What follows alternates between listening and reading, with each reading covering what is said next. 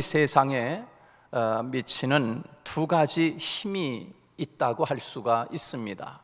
하나는 중력의 힘이라고 할 수 있어요. 이 중력의 힘이라고 하는 그 아래로 이끌리는 힘입니다.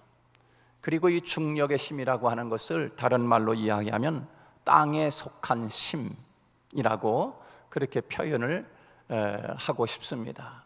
또 하나의 힘이 있는데 그것은 바로 은총의 힘이다. 은총의 힘. 이 세상의 힘 하나는 은총의 힘. 이렇게 이 세상에 미치는 힘의 종류는 두 가지이다.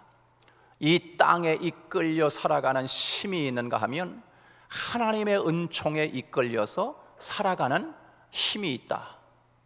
여러분은 어느 힘에 이끌려 살아야 되겠습니까? 당연히 하나님의 은총에 힘에 이끌려 살아가는 하나님의 사람들이 되기를 축복합니다. 중력에 이끌린다라고 하는 것은 세상의 욕심에 이끌리고 세상의 욕망에 이끌리고 세상적으로 죄의 유혹에 이끌리는 힘을 좋은 말로 중력에 이끌린다. 저는 그렇게 지금 표현을 한 것입니다. 그러니까 이 세상의 모든 사람들은 다 이 두 힘에 이끌려 살아가는데 어떤 사람은 이 세상의 힘에 이끌려서 붙들려 살아가는 사람이 있어요. 또 한 사람은 저 하늘에 하나님이 주시는 힘에 이끌려서 그것을 은총의 힘이다. 이렇게 제가 정리를 해봤습니다.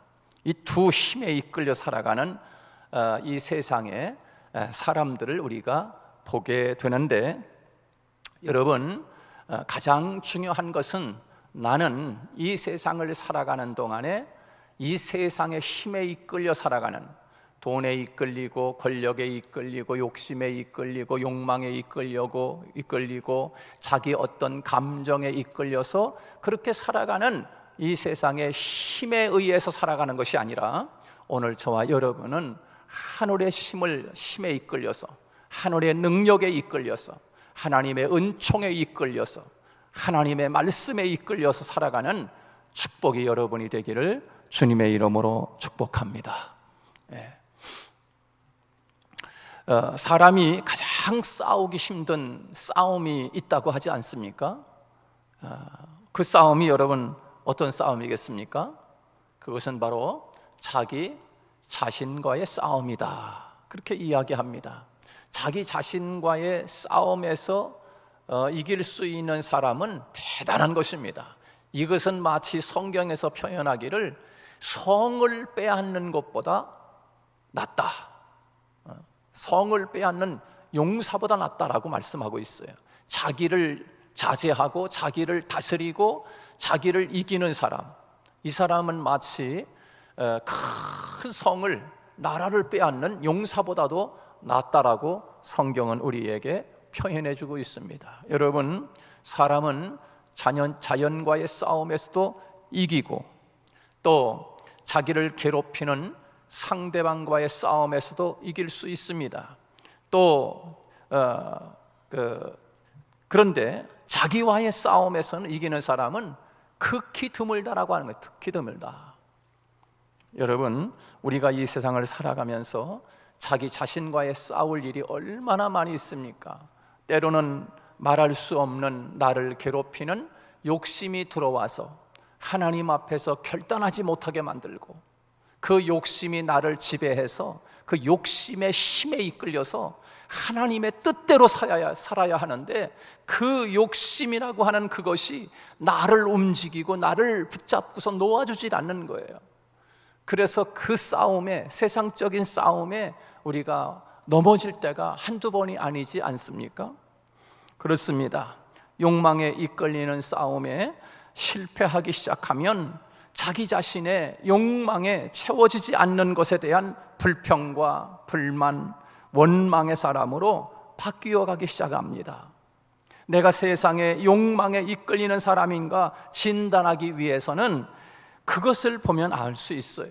그것을 보면 내가 지금 세상 힘에 이끌려 살아가는 사람인가를 알려면 그것을 볼 수 있는 거지요. 내가 자꾸 살아가면서 어떤 불평과 불만과 원망과 투정과 이런 것들이 내 마음속에서 늘 입으로 터져나오는 삶을 살아가고 있는가? 이 사람은 늘 세상적인 힘에 이끌려 살아가고 있음을 자기 스스로가 바로 증거해주고 있다라고 볼 수 있어요. 전에 없었던 부쩍 늘어난 불만이 늘어난다든지, 아니면 원망이 더 많이 생긴다든지, 또 아니면 마음에 불평이 많아졌다고 하면 그것은 바로 내가 중력에 이끌리고 있구나, 그렇게 여러분 생각하시고 빨리 그 잠에서 깨어서 하늘을 바라보면서 하나님 앞에 그 힘을 구하여 하나님의 손에 붙들리고 하나님의 은혜에 붙들리고 하나님의 말씀에 붙들리는 여러분이 되시기를 주님의 이름으로 축복합니다. 그렇습니다. 이스라엘 백성들이요, 애굽에서 나와가지고 그 광야를 지나서 가나안 땅으로 갈 때 그들은 하늘을 바라볼 수 있도록 하나님께서 그렇게 하셨어요. 오로지 하늘만 바라보고 하나님만 바라보고 가나안 땅을 향해서 갈 수 있도록 그들을 하나님이 인도하셨어요. 그런데 늘 광야에 나온 이스라엘 백성들이 하늘을 바라보며 하나님의 은총에 이끌려서 광야를 지나갔으면 얼마나 좋겠습니까? 그런데 이스라엘 백성들은 하늘을 바라보며 하나님의 은혜의 힘에 이끌려 살아가기보다 이 세상의 힘에 이끌려 가지고 살아가는 이스라엘 백성들을 보지 않습니까? 이 모세야, 왜 우리를 이 광야를 인도해냈느냐? 우리가 너무 죽겠다. 마늘과 파와 고기를 안 먹어가지고 정력이 없어가지고 힘이 없다. 별의별 불평과 불만을 토하면서 이스라엘 백성들이 광야에 나와서 그렇게 이야기하지 않습니까? 계속 땅의 꽃, 땅의 중력, 땅의 힘에 이끌려서 이스라엘 백성들은 그렇게 광야에 나와서 40년을 살면서 그렇게 지나는 모습을 우리에게 보여주고 있습니다. 여러분, 반대로 은총에 이끌리는 사람이 있습니다.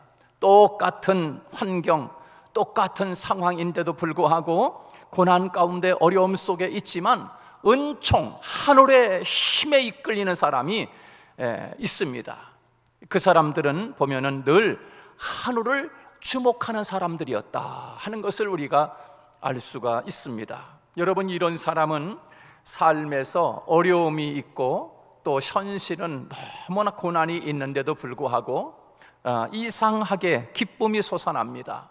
자기의 삶에 때로는 고난이 오고 눈물 흘릴 일도 있는데도 불구하고 왠지 모를 기쁨이 그 사람의 마음 내면서부터 나오는 그 기쁨이 충만해서 평강이 그 마음을 주장하고 하나님의 기쁨이 그 마음을 주체할 수 없을 만큼 그 심령을 붙들고 살아가는, 하늘의 힘을 받고 살아가는 그런 사람들이 있더라 말입니다. 그런 의미에서 이 세상에는 두 종류의 사람이 있다고 할 수 있겠어요.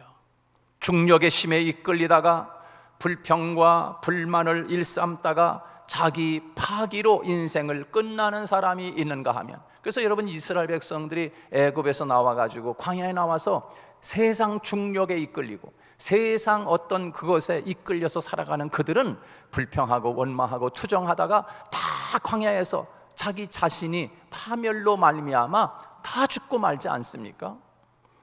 또 은총의 힘에 이끌려 지금 내 삶은 고난의 현장이라고 할지라도 그럼에도 불구하고 그 속에서 하나님으로부터 오는 하나님의 힘을 빌려서 그렇게 감격과 감사로 그렇게 살아가다가 자기 인생을 극복하고 자기 성숙을 이루어내는 그런 사람들이 이 세상에 또 있다라고 하는 것입니다.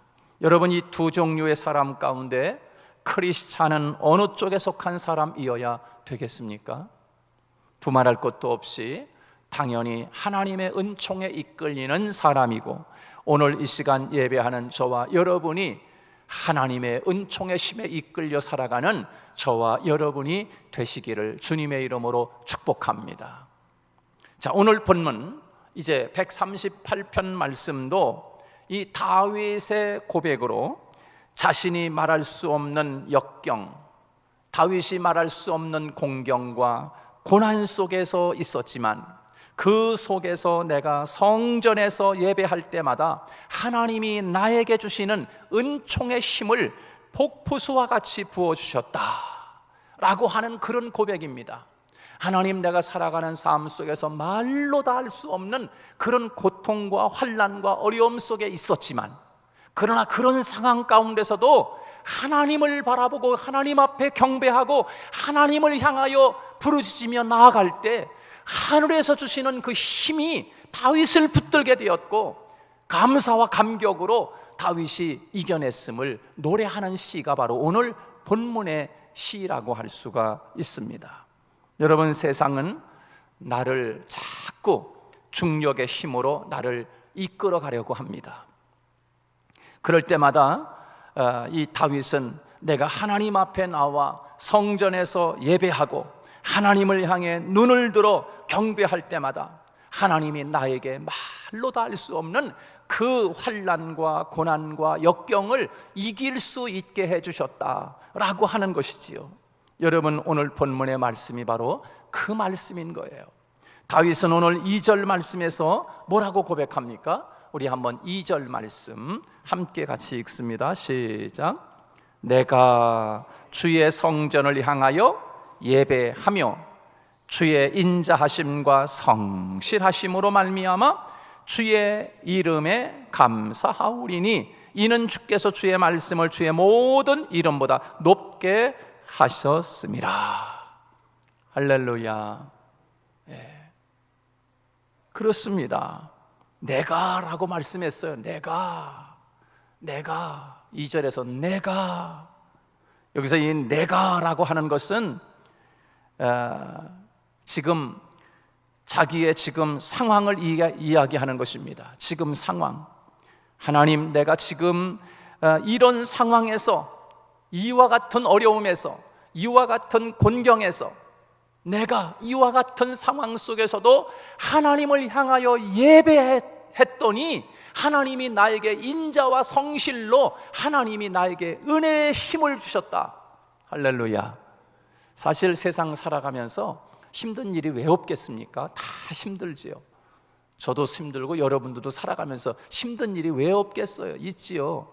그러나 힘들지라도 하나님 앞에 나오는 사람을 보면요, 하나 걱정이 안 돼. 걱정이 안 돼. 왜?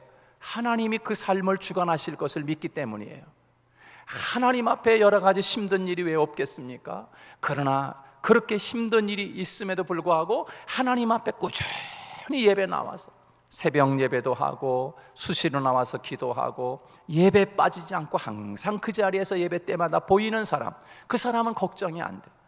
하나님이 그 사람에게 힘을 부어주시고 능력을 부어주시고 그 환난과 지금 현재 상황의 고난을 이길 수 있는 힘을 하나님이 공급하여 주실 줄로 믿습니다.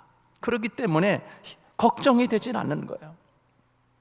여러분, 이 시편의 상황은 두 가지 상황을 우리에게 보여줄 수 있다고 이야기할 수 있습니다. 하나는요, 이 시를 기록한 다윗이 개인적으로 말로 다 할 수 없는 그런 구체적인 어려운 상황 가운데서 하나님을 바라보고 예배하는 가운데 하나님이 인자와 성실로 힘을 주었다라고 하는 말씀으로 우리가 받을 수 있고, 또 하나는 이 시를 즐겨 부르던 이스라엘 백성들 공동체의 상황을 이야기하고 있습니다.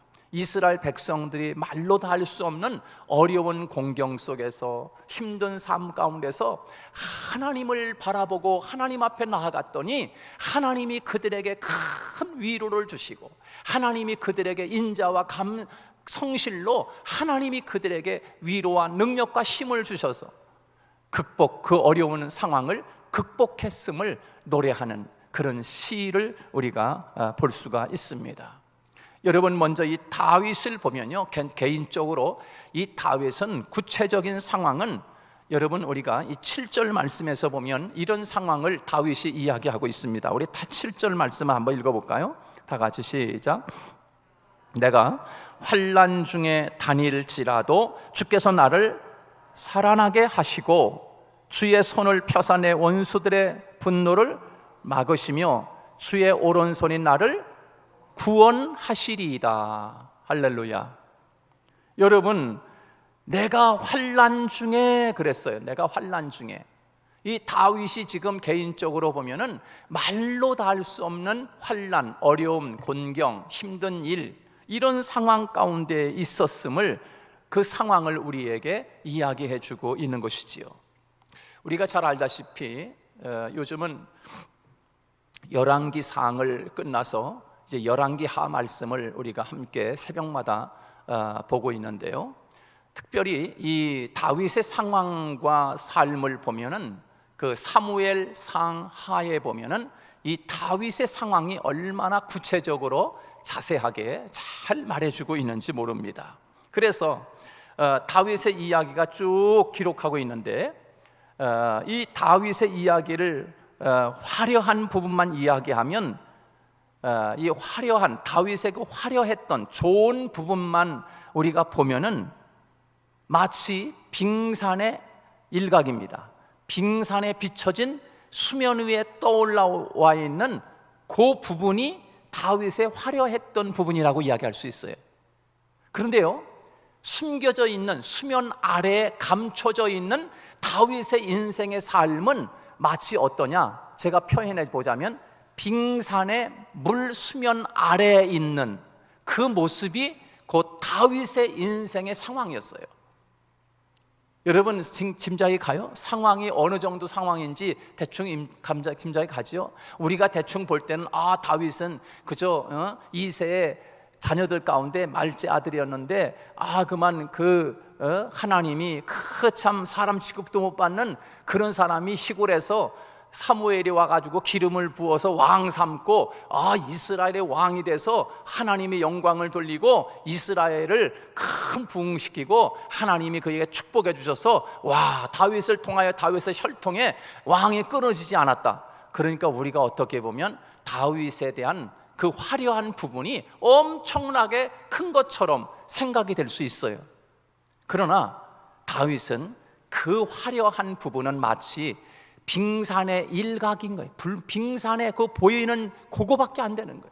그러나 그 다윗이 그렇게 하나님 앞에 영광 돌리고 하나님 마음에 합한 사람으로서 하나님 앞에 쓰임 받기 전까지의 그 어떤 그 상황과 어려움, 그리고 왕이 되어서도 어려운 상황들이 마치 빙산의 수면 아래 깔려 있는 것만큼 엄청난 다윗의 인생에 그런 어려움들이 있었음을 우리가 사무엘 상하를 우리가 같이 함께 여러분들이 읽어보시면 그런 모습을 우리에게 보여주고 있어요. 그런데 여러분, 오늘 지금 이 고백하기를 다윗이 하나님, 내가 사람들의 눈에 보이지 않는 내 인생 전체에 겪었던 이 모든 환난, 이 모든 고난, 이 역경 속에서도 불구하고 내가 하나님을 바라보고 성전을 향하여 경배하고 예배했습니다. 그와 같은 환경 속에서도 내가 어려움 속에서도 끊임없이 잊어버리지 않고 내가 줄기차게 끝까지 붙들었던 것은 그 어려움 속에서도 내가 하나님 앞에 나아가는 것만큼은 양보하지 않았습니다. 할렐루야. 이것을 오늘 이 시간에 배울 수 있기를 축복합니다. 여러분, 그러면 하나님이요, 여러분의 어려운 눈물 흘리는 사정과 모든 삶을 하나님이 해결해 주실 줄로 믿습니다. 하나님 앞에 나와 예배 드릴 때, 하나님 앞에 나와 그렇게 하나님의 동정을 구할 때, 예배 시간마다 하나님 앞에 그렇게 나아갈 때 위로부터 오는 힘이, 하나님이 여러분의 인생을, 지금 하나님 앞에 얼마나 답답한 일이 여러분의 가정에 있어요. 어떻게 보면 가정마다 다 그런 문제들이 있어. 답답한 문제들이 있어요. 끝이 안 보여. 안 될 것만 같아. 그러나 그럼에도 불구하고 하나님 앞에 예배하기를 즐겨하고, 그럼에도 불구하고 하나님 앞에 나와서 기도하기를 즐겨할 때 하나님께서 다윗이 마치 그 인생 전체가 수면 아래에 깔려있는 빙산과 같다라고 그렇게 생각할지 몰라도 하나님이 그와 같은 상황 가운데서도 그럼에도 불구하고 하나님이 그를 거기에서 자기를 지켜주시고 자기를 보호해 주시고 하나님이 그를 구원해 주셨습니다. 할렐루야. 여러분이 가만히 생각해 보면 아이고 우리 집 그이가 교회 나올까? 죽을 때까지 안 나올 것 같아. 지금 생각해서 보면. 그러나 여러분, 그래서 여러분이 예배하는 것도 늦춰주고 시간 그냥 예배하는 것도 그냥 이제 형식적으로 그냥 마지못해 왜 말씀의 은혜도 들어오지도 않는 것 같고 말씀도 귀에 안 들어오는 것 같고 예배 들어도 그냥 뭐 맹성맹성하고 여러분 그런다고 해서 예배 시간에 하나님 앞에 그래도 나와서 하나님을 바라볼 때 하나님이 그 사람에게 힘을 주시고 하나님이 그 모습을 하나님이 지켜보실 줄로 믿습니다. 저는 그것을 많이 느꼈어요. 제가 일산에 25년 전에 일산에 개척을 할 때 사람이 누가 있겠어요? 사람이 새벽 예배 드리면 몇 명이 나오겠어요? 어떤 때는 1명 나오고 어떤 때는 10명도 나오고 어떤 때는 2명도 나오고 여러분 그냥 대충 할 수 있을 수 있어요. 안 나올 때는 그냥 안 할 수도 있어요. 그러나 지금까지 하나님 앞에서 지금까지 하나님이 부족한 점도 너무너무 많지만 너무 부족한 점이 더 많아. 부족한 점이 80이면 뭐 좋은 점은 20점 줘서 좋은 점은 20점, 부족한 점은 80점. 그럴지라도 제가 하나님 앞에 사랑받을 수 있는 것 한 가지가 있다고 하면 하나님 앞에 예배 시간만큼은 1명이 오든 2명이 오든 하나님 앞에 꾸준히 성실하게 하나님 앞에 예배 드리는 모습만큼은 양보하지 않았어요. 하나님이 그거를 굉장히 이뻐 봐주시는 것을 제가 느낄 수가 있어요. 할렐루야. 저만 그러겠어요? 왜 저만 그러겠어요? 어느 분은 전화하면서 아유 목사님 뭐 새벽 예배 우리는 이제 안 한 지 꽤 됐어 그러는 목사님들도 있어요. 왜 안 해요?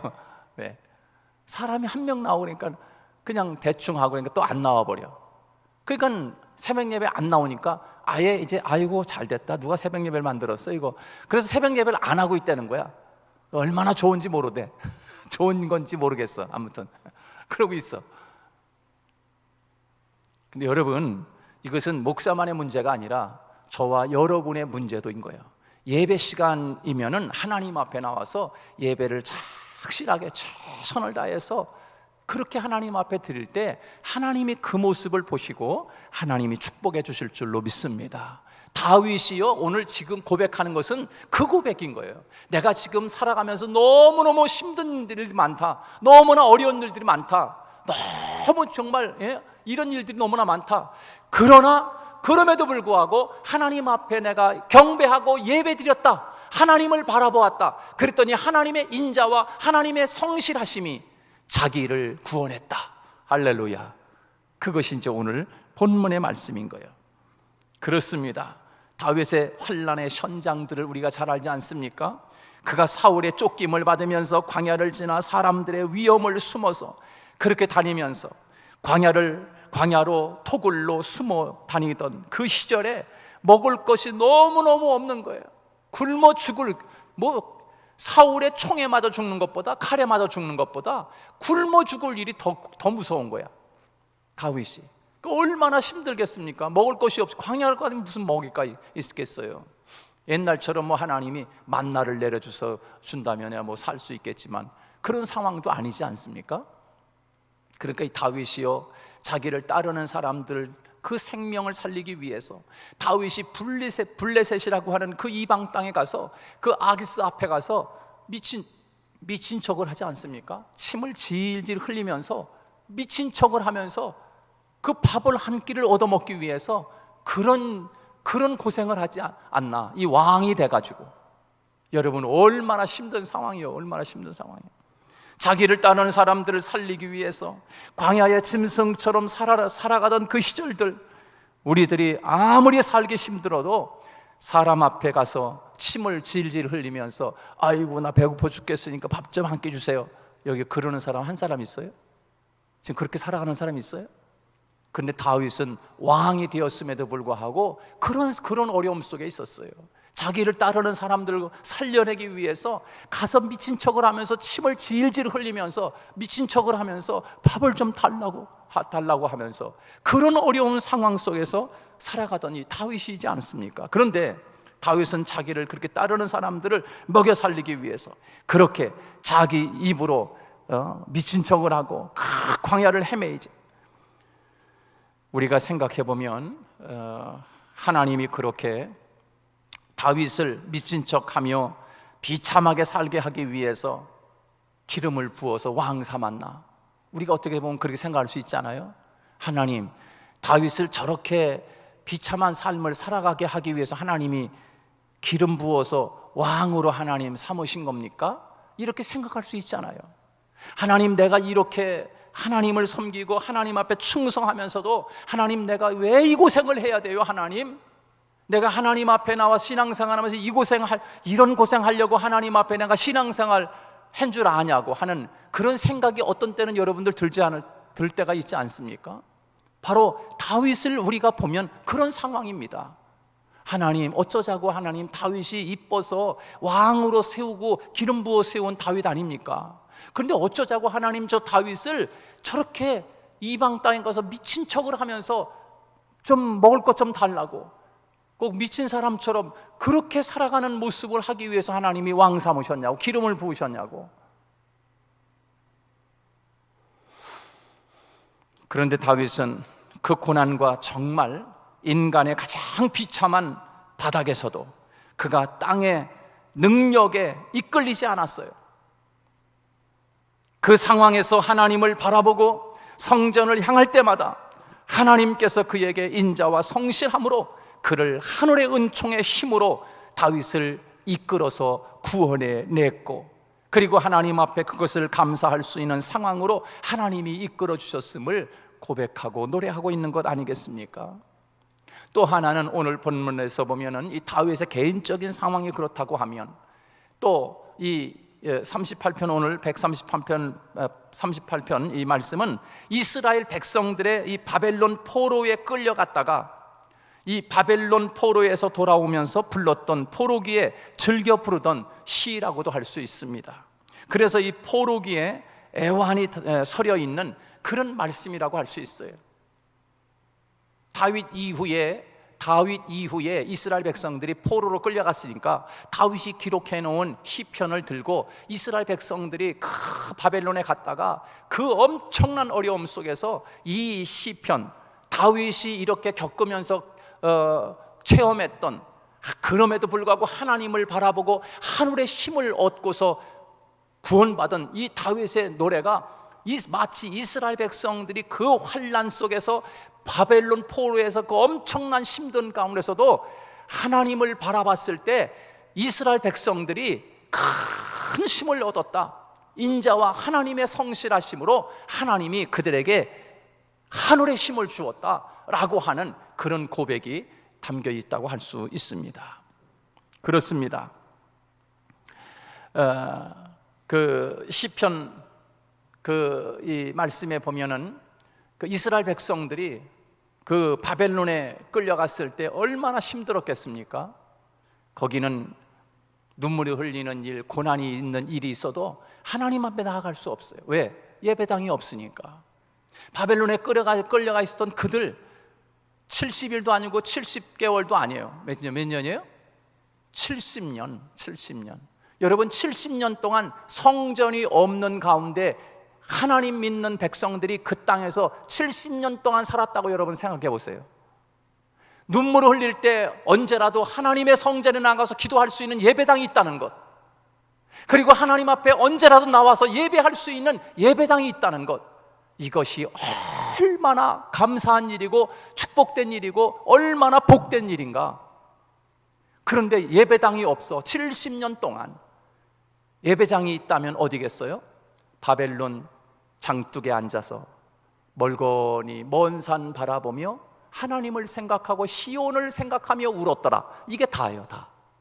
그들에게 그게 다입니다. 그게 다예요. 그래서 지난주에도 제가 말씀을 드렸잖아요. 바벨론이라고 하는 이 땅, 바벨론에서 수금을 타고 노래를 불러봐라 라고 하는 그때, 여러분 얼마나 사람들이 슬프고 얼마나 기가 막힌 노릇입니까? 하나님의 전에 나아가도 갈 수가 없는 거예요. 하나님, 저 공중에 나는 새도 마음껏 성전에 들락거리면서 자기 새끼들 보금자리를 두는데, 하나님, 우리는 언제나 하나님의 성전에 나아갈 수 있습니까? 70년 동안 차온 애환이 담겨있는 그 노래들이 성경에 보면 비일비재하지 않습니까? 그래서 그들이 바벨론 장둑에 앉아서 강가에 앉아가지고 그저 할 수 있는 것이라고 하는, 내가 산을 향하여 눈을 들리라, 이것만 할 수 있는 거야. 장둑에 앉아가지고서 저 먼 산 바라보며, 하나님, 도움이 어디서, 우리의 도움이 어디서, 나의 도움이 어디서 올꼬? 그저 강가에 앉아서 할 수 있는 것이라고는 먼 산 바라보고, 하나님, 나의 도움이 어디서 옵니까? 이 천지를 지으신 여호와에게서 오는 거 아닙니까? 이게 다예요, 다. 자, 그렇다고 하면 오늘 저와 여러분은 얼마나 감사합니까? 이렇게 아름다운 예배당에 언제라도 나와서 24시간 문을 걸어 잠그지 않는 예배당에, 언제라도 예배당에 나와서 혼자 울 수 있고요, 눈물을 흘릴 수 있고요, 기도할 수 있고요, 예배할 수 있고요. 할렐루야. 여러분, 이것이 얼마나 큰 축복인지 우리는 실감이 안 나요. 실감이 안 나. 한 70년 동안 예수 잘 믿는 사람이 70년 동안 예배당 없는 땅에 가서 한번 살아봐야 예배당이 얼마나 좋은지, 얼마나 감사한 일인지 이게 실감이 나지 않겠어요? 여러분, 왜 그때 가서, 왜 그 땅에서 그 감사를 느껴야 됩니까? 이스라엘 백성들이 지금 그건 거예요, 그거. 오늘 예배 드리면서 여러분 그 감사, 그 축복을 여러분 놓치지 않기를 주님의 이름으로 축복합니다. 예배 시간에 여러분 나와서 예배 드려야 돼요. 왜 여러분 예배당 없는 땅에서 70년 동안 그것을 깨달아야 됩니까? 지금 예배 드릴 수 있는 이 공간이 있다는 것, 하나님 앞에 얼마나 감사한 일이고 나에게 지금 얼마나 큰 축복인지, 이건 말로 다 할 수 없는 거예요. 말로 다 할 수 없는 거예요. 근데 보면은, 이렇게 보면은 예배 그저 그냥 눈치 보고 드리는 것 같아요. 눈치 보고. 그러지 않았으면 좋겠어요. 그게 너무 마음이 슬펐던데, 혼자 마음이 많이 슬플 때가 많이 있어요. 슬플 때가. 그러니까 오늘 예배드리는 다른 거 다 잊어버려도 돼. 괜찮아. 다 잊어버려 좋은데, 우리가 지금 언제라도 예배드릴 수 있는 예배당에서 지금 예배당이 있다는 것, 그리고 언제라도 나와서 기도할 수 있는 공간이 있다는 것, 이것이 얼마나 나에게 큰 축복인가. 이 축복을 내 후손들에게 물려줘야지. 여러분, 이 세상에는요, 21세기를 살아가는 이 세상에는 지금도 옛날 바벨론 땅에 끌려가서 포로로 끌려간 백성들처럼 살아가는 이 세상에 그런 나라가 왜 없습니까? 21세기를 살아가는 지금도 그런 나라가 있잖아요. 여기 바로 북한이라고 하는 나라가 지금 그런 나라 아닙니까? 예배당이 있습니까? 어디가 뭐가 있습니까? 봉수대교회요? 그냥 저어놓은 거예요. 그냥 그게 무슨 예배당이야. 예배당에 나갈 수가 없어. 찬송 부를 수가 없다고요. 땅 속에서 그냥 입만 뻥끗거리고, 그게 찬송이 다요. 지금 21세기를 살아가는 지금도 우리 바람 가장 가까운 데 있는 이 땅에도 그런 사람들이 지금 살아가고 있어. 근데 지금 우리가 이렇게 큰 축복을 우리 후손들에게 물려줘야 되지 않아요? 할렐루야. 그러기 위해서는 어떻게 해야 되겠어요? 양 집사님, 어떻게 해야 되겠냐고? 어떻게 해야 되겠어? 하나님 앞에 우리가 눈물로 씨를 뿌리지 않으면 우리 후손들에게 그것을 물려줄 수 없어요. 우리가 그냥 놀고 그냥 예배 아무 때나 드릴 수 있고, 예배당이 있고, 그냥 예배당 여기밖에 없냐? 여기도 있고 저기도 있고, 수 틀리면 가면 되지, 여기로 가서 또 옮기면 되지. 이런 마음을 가지고 있는 이 자체가 얼마나 이게 하나님 앞에서 웃기는 얘기야. 예배당이 이거 하나밖에 없다. 하나님 앞에 이런 마음을 가지고 하나님 앞에 나와야 이게 하나님이 받음직한 아름다운 예배가 되지 않겠습니까? 야단치는 거 아니니까 여러분 고개 숙이지 마세요. 제발. 내가 이게 많이 손해를 봐. 내가 이게 좀 이 성령에 흥분하면은 이렇게 이제 막 이렇게 말이 세게 나가니까 야단치는 것처럼 들리는데 절대로 그런 거 아니니까 여러분, 이 감동을 받고 우리가 함께 이게 느껴야 돼. 이걸 느껴야 돼. 이런 축복을 우리 후손들에게 물려주자. 어떻게 해야 되겠어요? 어떻게 해야 되겠어? 하나님 앞에 눈물의 씨앗을, 눈물의 씨를 뿌려야 돼. 하나님, 이 축복을 우리 후손들에게 물려주세요. 하나님, 우리 후손들이 너도 지금 교회 나가냐? 너도 신앙생활해? 지금도 교회 나가는 놈이냐? 이런 시대가 도래할 텐데 자꾸 비약적인 어떤 이 비관적인 이야기만 목사님이 하는 것 같아요. 여러분, 그런 시대가 혹 올 수 있잖아요. 저 유럽 교회들처럼 텅텅 아름다운 예배당이 텅 비어가지고 맥주집, 스탠드바, 술집으로 지금 다 쓰고 있어. 영국에 예배당이. 영국이 어떤 나라인데? 그 나라는 그 나라지. 아니, 한국이라고 그러지 않는다고 장담할 수 있어요? 그런데 그런 유산을 우리 후손들에게 물려주고 싶으냐고. 지금 나라에서 차별금지법을 통과시키려고 하고 있고, 인권을 빙자해가지고서 동성애자들이 원하는 것을 통과시키려고 하는 이런 것들에 대해서 예수 믿는 사람들이 막지 않으면 누가 막겠어요? 누가? 그거 통과시키면은 유럽교회처럼 똑같이 되는 거야. 목사님의 정치 이야기 아니에요. 목사가 그런 얘기 안 하면 누가 하냐고. 누가? 그렇잖아요? 김윤선이. 그죠? 대답은 안 하는 거 보니까 아닌 것 같아요. 여러분, 우리가 정신 차려야 돼. 진짜로 정신 차려야 돼. 목숨 걸고 나가서 싸워야 된다고. 진짜로. 그러고 싶어. 목사가 그럴 때가 한두 번이야. 그러고 싶을 때가 한두 번이 아니라니까. 정말로. 이게 엄청나게 지금 이게 흥분을 했어. 내가 오늘따라 더 그래. 그지? 더 그런 것 같아. 여러분, 진짜 이거 정말 가슴이 지금 그러잖아요. 우리의 후손들에게. 왜 정치하는 얘기 하냐고. 정치 얘기가 아닌 거예요. 우리 얘기인 거예요. 우리 얘기. 나 얘기인 거예요. 내 얘기. 앞으로 지금 우리의 후손들에게 이런 축복을 물려줘야 되는데, 이런 하나님의 축복을 물려줄 수 없다고 하면 우리는 선진들로서 자격이 없는 거야.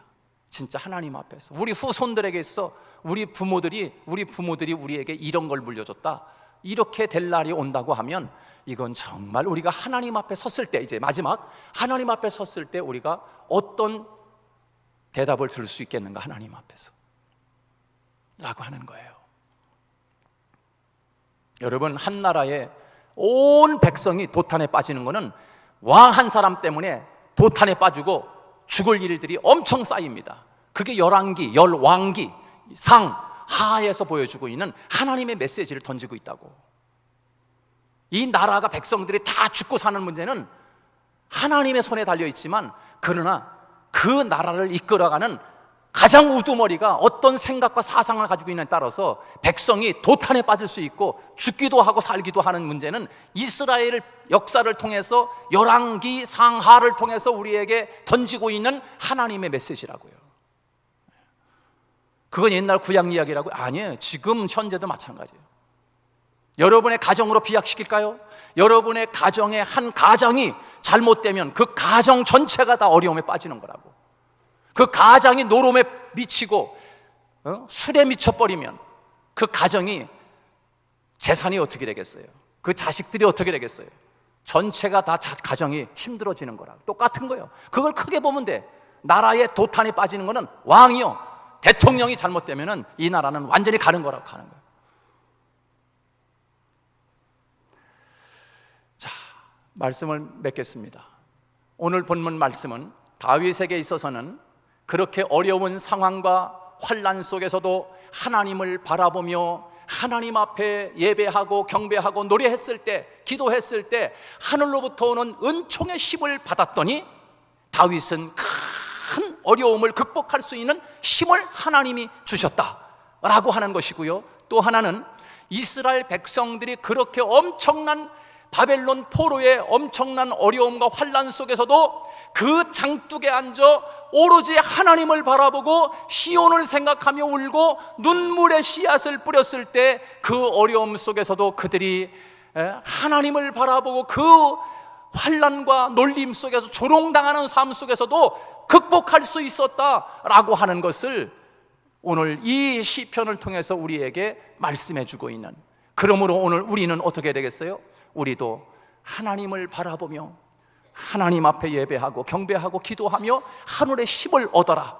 그리하면 너희도 그렇게 어려운 속에서 힘을 얻고 구원받은 다윗처럼, 그렇게 어려운 환경 속에서도 그 하나님을 바라보았던 이스라엘 백성들처럼 내가 너희들도 구원하리라 라고 하시는 하나님의 말씀이 바로 오늘 본문 말씀입니다.